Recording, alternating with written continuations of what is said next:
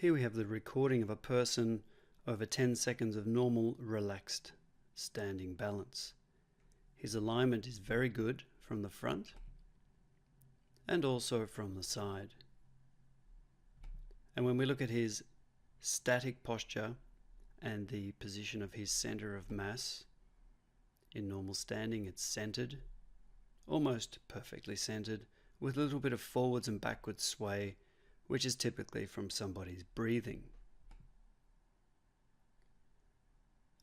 Observing his movement from the side, you can see on the left leg he has a medial and lateral sway pattern.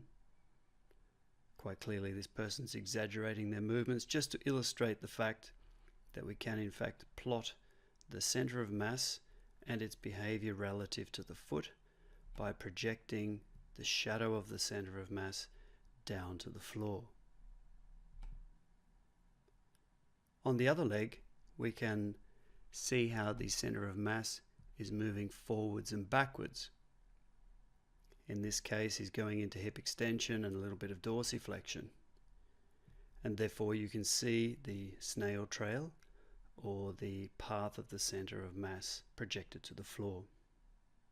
It's possible to compare the movement from the front, the left leg swaying sideways, and the right leg swaying forwards and backwards.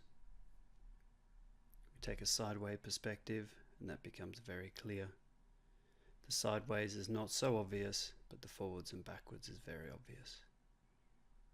It's also interesting to see how the person transfers their body weight when going from two-legged stance to one-legged stance.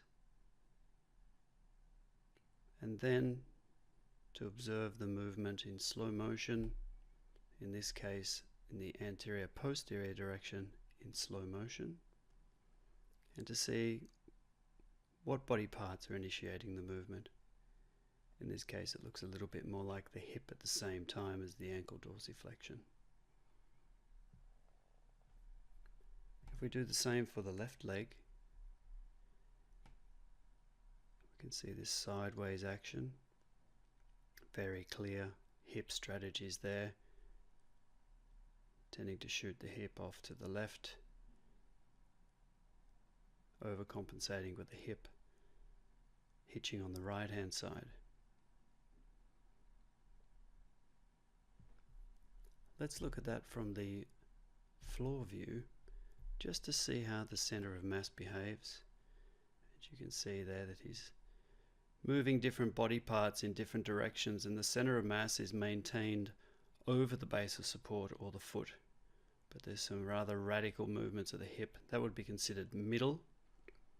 This would be considered hip adduction, a little bit of lateral flexion in the trunk, and quite the opposite there, hip abduction.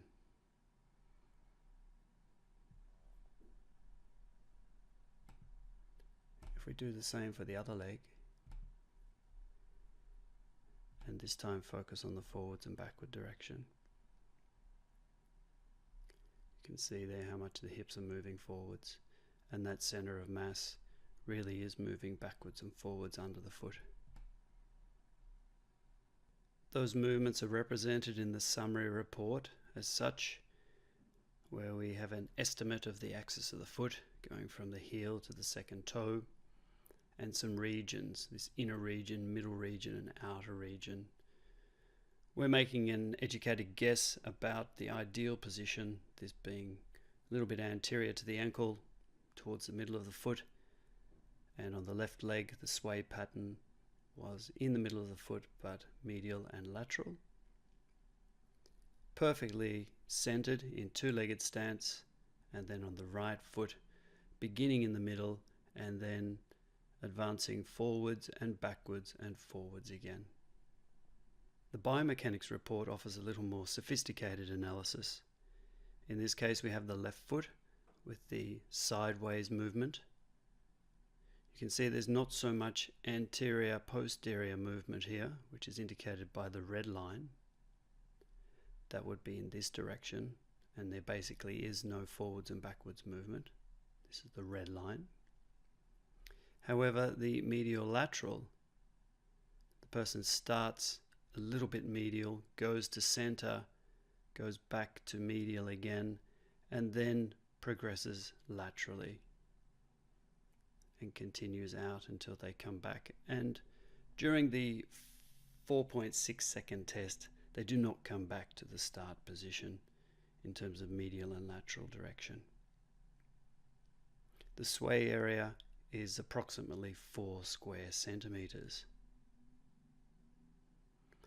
If you care to look at where they spend most of their time, 82% of the time was laterally and 18% of the time was medially.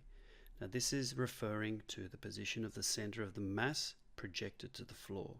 It is not the center of pressure, which is typically analyzed using a force plate. Let's go to the right foot and observe the forwards and backwards movement.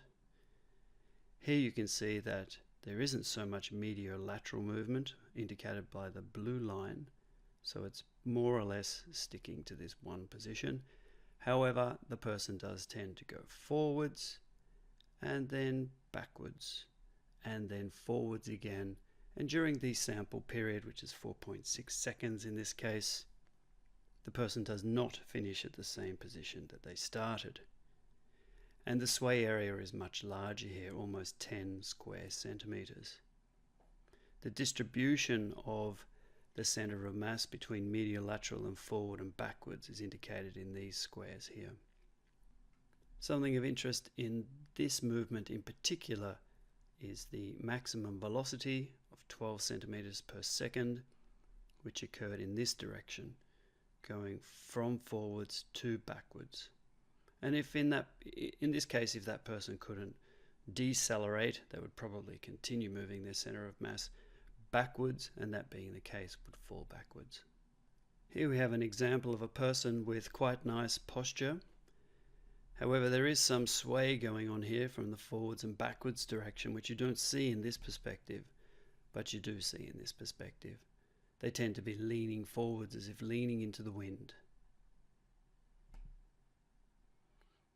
When we look at the trajectory or the snail trail of the center of mass, you can see that it starts here where the dot is, migrates forwards, backwards, and then forwards again. And they have a weight distribution of 54% to the right and 46% to the left. So it's more or less centralized, and most of the movement is occurring in this forwards and backwards direction. When we look at single leg stance on the left leg, you can see a lot of movement occurring here, very much around the hip, so going into hip abduction and hip hitching on the right hand side, with some corresponding tilting of the trunk and dropping of the shoulder to the left hand side. Now one might expect the center of mass to be moving around here, but in actual fact, as this person moves their hips to the right and shoulders to the left, they manage to maintain the position of the center of mass, and therefore the shadow of the center of mass, which is projected to the floor, is more or less small and purely lateral. There is no forwards movement. If we compare that to the right leg, here we can see the center of mass moving forwards and backwards in a straight line. Not much lateral movement here, but very successfully moving it forwards and backwards, more or less hanging on the calf muscle, leaning backwards with the trunk and hanging over the hip. If we compare the two, you can see on the left hand side this sideways movement, but center of mass maintained centrally over the foot, and in this case here, center of mass moving forwards and backwards as the person moves their hip forwards and backwards, basically moving their center of mass over the forefoot and then back towards the ankle joint again.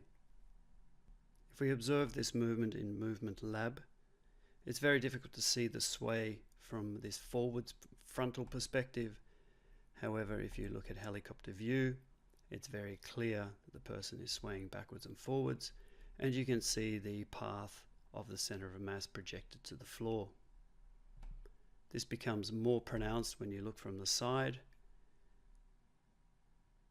and in fact it looks very much like an ankle strategy here.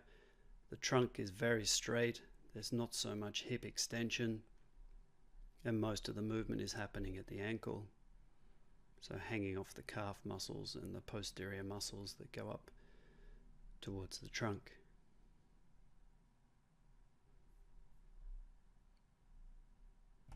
If we look at balancing on the right leg,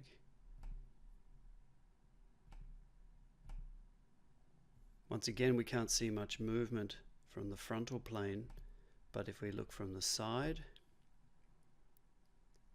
here we have more hip action.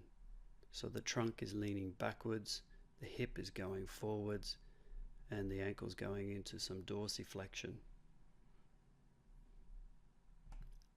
Let's look at that from the floor perspective and see how the center of mass is moving forwards and backwards under the foot, or I should say over the foot. And if we take that from helicopter view, you can see how much the hips are moving forwards, the shoulders I should say are moving backwards, and this soaring action of the shadow of the center of the mass over the foot. Let's have a look at the left leg. And here the frontal view is quite nice. Once again, the shadow is not moving so much, so maintaining a very nice centered center of mass over the foot, maintaining balance nicely. And as the hip moves to the left, the shoulder moves to the right. We could in fact just exaggerate that, so this would be considered relatively normal posture.